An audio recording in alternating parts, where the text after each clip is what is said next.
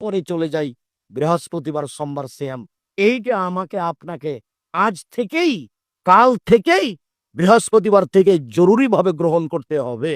আল্লাহর নবী বৃহস্পতিবার সোমবার সিয়াম থাকতেন, আর তিনি বলতেন যে তুরফাউল আমাল ইলা রাব্বিল আলামিন ওয়ানা উহিত ইরফা আমাল ওয়ানা সাইম। পৃথিবীর মানুষ শুনে রেখো, মানুষের বাৎসরিক রিপোর্ট পেশ করা হয় আল্লাহর কাছে বৃহস্পতিবার সোমবারে। আর আমার মনটা চাই আমার রিপোর্ট পেশ করার সময় আল্লাহ দেখুক যে আমি সিয়াম আছি। বলেন তো দেখি, আল্লাহ রসুল বৃহস্পতিবার সোমবার কেন সিয়াম থাকতেন? সাপ্তাহিক রিপোর্টটা সিয়াম অবস্থায় দেখানোর জন্য। সাপ্তাহিক রিপোর্টটা কি অবস্থায় দেখানোর জন্য? সিয়াম অবস্থা। এটা যে ইবাদতের জগতে সবচেয়ে দামি ইবাদত। যে আব্দুল কাদের জিলানী আজরাইল থেকে কি করলো, তার খাদেমের রূহ ছিনিয়ে নিয়ে আসলো। ওই পোটলার মধ্যে অনেকগুলো রূহ ছিল, ওই সমস্ত রূহ সে ছিনিয়ে নিয়ে আসলো। কত বড় আপনার দাজ্জাল, কত বড় মিথ্যু, কত বড় কাজ্জাব বলে এই কথা বলতে পারে।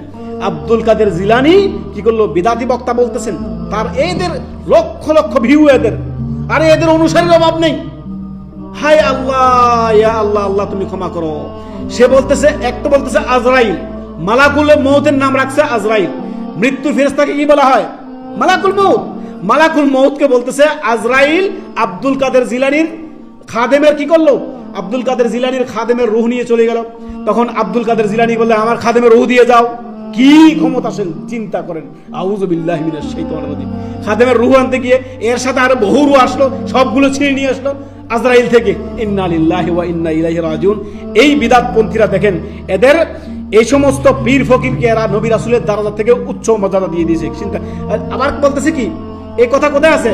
কেতাবে আছে। কোথায় আছে? কেতাবে আছে। এই কেতাবটা কোথায় আছে? এটা আল্লাহ জানে।